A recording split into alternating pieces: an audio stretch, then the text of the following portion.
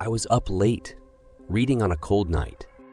My bedroom is on the first floor and I live alone in a relatively quiet and wooded area.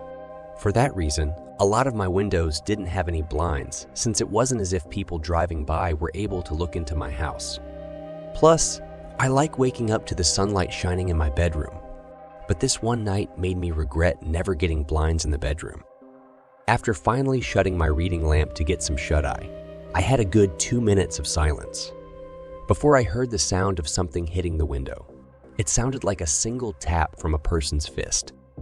I was facing away from the window and didn't want to turn around.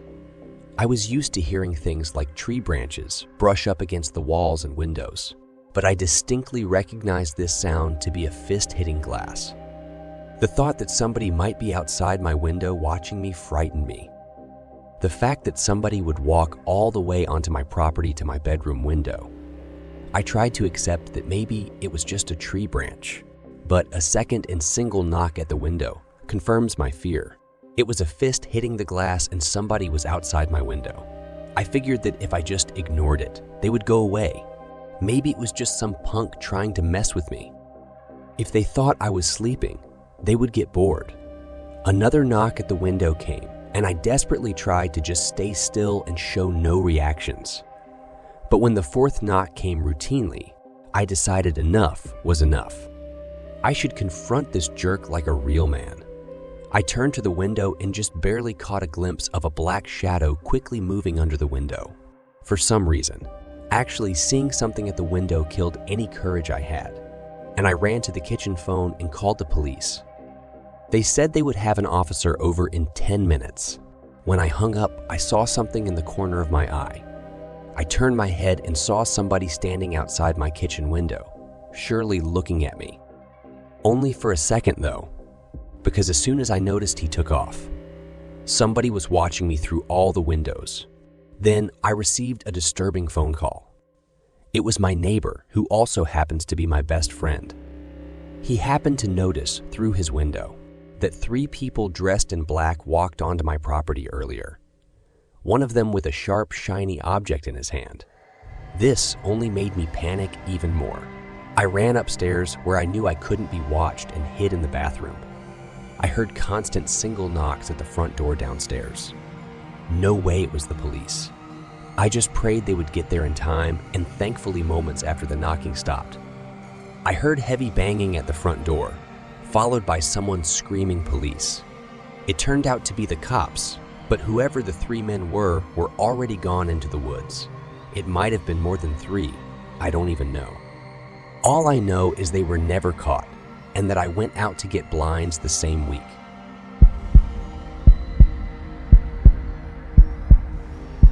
This happened about 7 years ago, ironically on Halloween night. It was pretty late, close to midnight, so all the kids in the neighborhood had already gone home. Even our neighbors across the way had stopped playing their corny Halloween tape. You know, the ones with the creaking door sounds and witch cackling. It was just me and my cousin Q sitting in the living room. Now, my other cousin, who was about 4 years old, had left her doll laying on the floor face down. It was one of those baby alive dolls or something like that. The ones with the moving eyelids. Q had issues with that doll the moment it was bought. She hated it and said it was creepy. In fact, she often threw it down the basement stairs.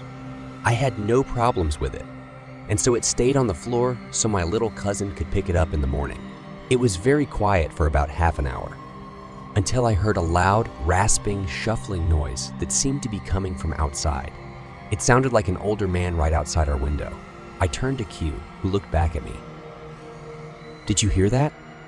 "It's probably the neighbor's tape again," she said. She went back to typing on her computer. It was silent for another minute before we heard the rasping noise again, louder this time. It sounded like the man was trying to say something. I got up from the couch and peeked out the window. Absolutely no one out there. Not even in the street. Our neighbor's house was dark. It was as still as any night in our quiet neighborhood. "There's no one out there," I said, looking back to Q. She didn't say anything. I was kind of getting freaked out. Another minute passed, and this time there was whispering but loud whispering. I remember it sounded like a kid and a woman. Hugh finally looked up from her computer. "It's that doll," she said. Of course she thought it was. She was very superstitious. I gave her a skeptic look. Let me say this. I don't believe in the paranormal. I went down and picked up the doll. It was fine. Her eyes were closed. I forgot to say that it had a voice box thing in it, but it didn't have any batteries. I put it back down. No, it's not just leave it alone, I told her. It was silent again.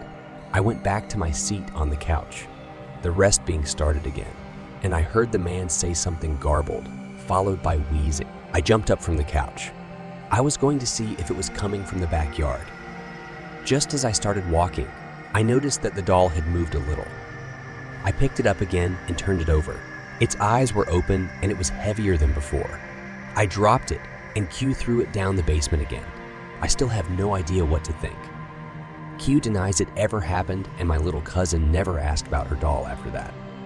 I saw the doll only one time after that on the top basement step, laying on its side. This time, I pushed it down the steps.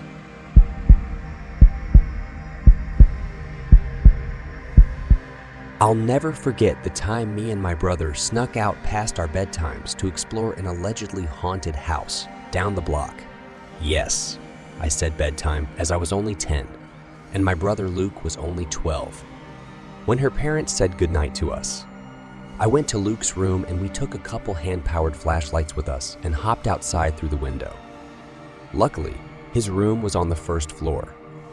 Those hand-powered flashlights worked by constantly pushing in a little trigger that would create light inside the lens. They were noisy as hell, but they were convenient. Once we were outside, we just walked down the block, and in 2 minutes we were there. It was rumored by all the neighborhood kids and teens that the place was haunted.